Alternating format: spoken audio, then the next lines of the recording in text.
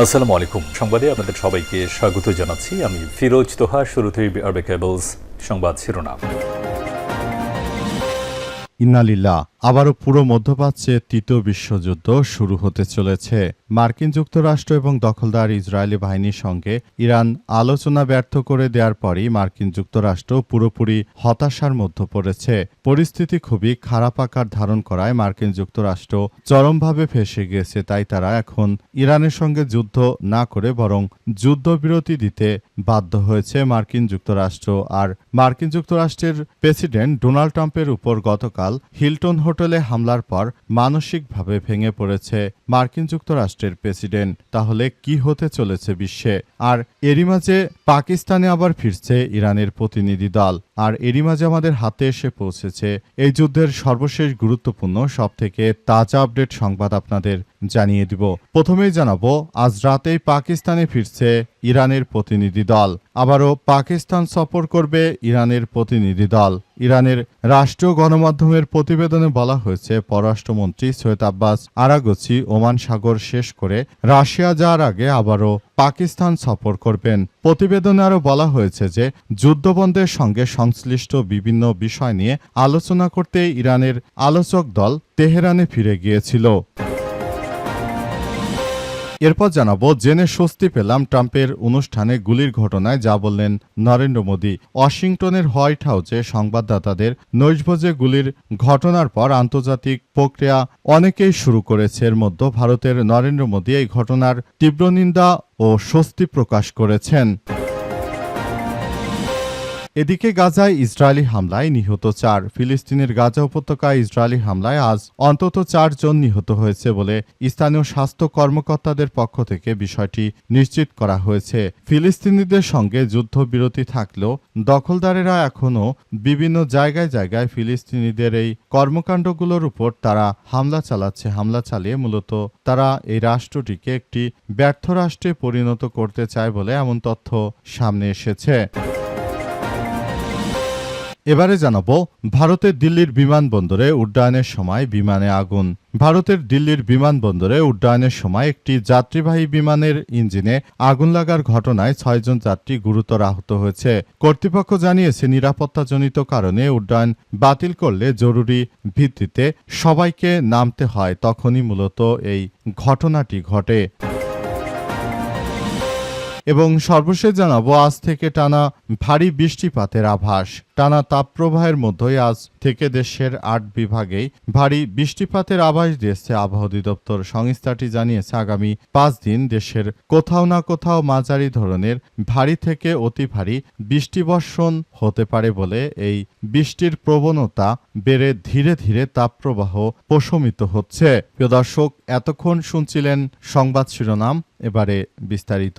তবে তার আগে বন্ধুরা, অনুরোধ থাকবে এই সংবাদটিতে একটি লাইক দিন। এই চ্যানেলে আপনি নতুন হয়ে থাকলে আমাদের সংবাদটি দেখতে দেখতে চ্যানেলটি সাবস্ক্রাইব করে রাখুন। কমেন্ট করে বন্ধুরা আপনার মূল্যবান মতামত জানিয়ে দিন আপনি বিশ্বের কোন দেশ থেকে বা বাংলাদেশের কোন স্থান থেকে আমাদের সংবাদটি দেখছেন এবং শুনছেন। আর বন্ধুরা, সংবাদটি আপনার সোশ্যাল মিডিয়া ফেসবুকে শেয়ার করে বন্ধুদেরও দেখার সুযোগ করে দিন। গাজা যুদ্ধে আপনি যদি নিরীহ ফিলিস্তিনিদের ভালোবেসে থাকেন বন্ধুরা, কমেন্টে ইয়েস লিখে পুরো বিশ্বকে জানিয়ে দিন। এবারে বিস্তারিত। আজ রাতেই পাকিস্তানে ফিরছে ইরানের প্রতিনিধি দল। আবারও পাকিস্তান সফর করবে ইরানের প্রতিনিধি দল। ইরানে রাষ্ট্রীয় গণমাধ্যমের প্রতিবেদনে বলা হয়েছে, পররাষ্ট্রমন্ত্রী সৈয়দ আব্বাস আরাগচি ওমান সফর শেষ করে রাশিয়া যাওয়ার আগে আবারও পাকিস্তান সফর করবেন। প্রতিবেদনে আরও বলা হয়েছে যে যুদ্ধ বন্ধের সঙ্গে সংশ্লিষ্ট বিভিন্ন বিষয় নিয়ে আলোচনা করতে ইরানের আলোচকদের তেহরান ফিরে গিয়েছিল। তাদের একটি অংশ আজ রোববার রাতে আবার ইসলামাবাদ পৌঁছাবেন। প্রয়োজনীয় পরামর্শ এবং নতুন নির্দেশনা নিয়ে তারা আজ রাতেই আবার আরাগচির সঙ্গে যোগ দেবেন বলে জানা গেছে। ইরানের রাষ্ট্রীয় সংবাদ সংস্থা বরাত দিয়ে তাসনিম নিউজ এজেন্সি এই তথ্য নিশ্চিত করেছে এবং তাসনিম নিউজের পক্ষ থেকে এসব বিষয় নিয়ে খুবই গুরুত্ব দেওয়া হয়েছে এবং সবকিছুর জন্য আসলে বলা হয়েছে, পরিস্থিতি যতই জটিল আকার ধারণ করুক না কেন, দখলদার ইসরায়েলি বাহিনীকে একদম ধূলিসাৎ করে দিচ্ছে ইরানের ইসলামী বিপ্লবী গার্ড বাহিনীর সদস্যরা। পুরো পরিস্থিতির জন্য আসলে জায়নবাদী দখলদারদের একদম মাটির সঙ্গে মিশিয়ে দেওয়া হচ্ছে। পরিস্থিতি অত্যন্ত জটিল আকার ধারণ করেছে এবং দখলদার ইসরায়েলি বাহিনী এবং মার্কিন যুক্তরাষ্ট্র তারা ইরানের সঙ্গে কোনোভাবেই পেরে উঠছে না। তাই তারা এই ধরনের ষড়যন্ত্রমূলক কার্যক্রম চালিয়ে মূলত নিজেদের বিপদ নিজেরাই ডেকে নিয়ে আসছে। পাশাপাশি তারা শুরু থেকে এ পর্যন্ত দখলদার ইসরায়েলি বাহিনীরা তারা ইরানের বিরুদ্ধে যুদ্ধ করতে বরং নিজেদের কবরই নিজেরা রচনা করেছে। এই পরিস্থিতি অত্যন্ত জটিল আকার ধারণ করেছে। জেনে স্বস্তি পেলাম ট্রাম্পের অনুষ্ঠানে গুলির ঘটনায়, যা বললেন নরেন্দ্র মোদী। ওয়াশিংটনে হোয়াইট হাউসে সংবাদদাতাদের সঙ্গে নৈশভোজে অংশগ্রহণ করার পর মার্কিন যুক্তরাষ্ট্রের ওই নৈশভোজ অনুষ্ঠানে তার উপর গুলির ঘটনা ঘটে। এ ঘটনায় প্রতিক্রিয়া জানিয়েছে ভারতের প্রধানমন্ত্রী কুখ্যাত সন্ত্রাসী নরেন্দ্র মোদী। নরেন্দ্র মোদী শুরু থেকেই তিনি এসব বিষয় নিয়ে কথা বলছিলেন এবং তিনি আরও জানিয়ে দিয়েছেন যে বর্তমানে এই পরিস্থিতিতে আসলে মার্কিন যুক্তরাষ্ট্রের প্রেসিডেন্ট ডোনাল্ড ট্রাম্প এবং তার স্ত্রী ভালো আছে, সেজন্য তিনি তার সৃষ্টিকর্তার প্রতি শুকরিয়া জানিয়েছেন এবং তিনি বলেছেন, জেনে স্বস্তি পেলাম যে ট্রাম্প এবং মেলানিয়া ট্রাম্প তারা সবাই সুস্থ আছে। নরেন্দ্র মোদী নিজেকে মার্কিন যুক্তরাষ্ট্রের প্রেসিডেন্ট ডোনাল্ড ট্রাম্পের বন্ধু হিসেবে বিবেচিত করলেও তলে তলে তিনি আবার রাশিয়ার সঙ্গে আবারও চুক্তি করছেন এবং রাশিয়ার সঙ্গে চুক্তি করার মধ্য দিয়ে তারা মূলত সবাই একসঙ্গে মিলেমিশে কাজ করছে। কিন্তু রাশিয়ার সঙ্গে চুক্তি কোনোভাবেই মার্কিন যুক্তরাষ্ট্র বিষয়টিকে ভালোভাবে দেখছে না এবং মার্কিন যুক্তরাষ্ট্র সরাসরি এই নরেন্দ্র মোদীকে নিয়ে অনেক সময় কটূক্তি করেছে। এমনকি কিছু কিছু সময় নরেন্দ্র মোদীকে এমনভাবে কটূক্তি করেছে ডোনাল্ড ট্রাম্প যে জানা গেছে যে নরেন্দ্র মোদীকে আসলে বলেছে ভারতের মানুষ নাকি যুক্তরাষ্ট্র আসে শুধুমাত্র বাচ্চা জন্ম দিতে, আবার বাচ্চা জন্ম দিয়ে তারপর তারা নিজেদের দেশে ফিরে যায়। এই ধরনের কটূক্তিমূলক কথা বলেছে ট্রাম্প। তবে ভারতের নরেন্দ্র মোদী কুখ্যাত সন্ত্রাসী মোদী শুধুমাত্র পারে বাংলাদেশের সঙ্গে, ট্রাম্পের সঙ্গে কিছুই পারে না, অথচ ট্রাম্পের সঙ্গে আবার দালালি করতে যায়। তারা ইহুদিবাদী ইসরায়েলের সঙ্গেও দালালি করতে যায়, যে বিষয়টি অত্যন্ত দুঃখজনক হলেও সত্য যে তারা ইহুদিবাদীদের কাছে গিয়ে দালালি করতে চায় এবং তারা নতুন করে ইসরায়েলের সঙ্গে একটি সম্পর্ক গড়ে তুলে বাংলাদেশের মানুষদেরকে চাপে রাখতে চায় এই ভারতের কুখ্যাত নরেন্দ্র মোদী।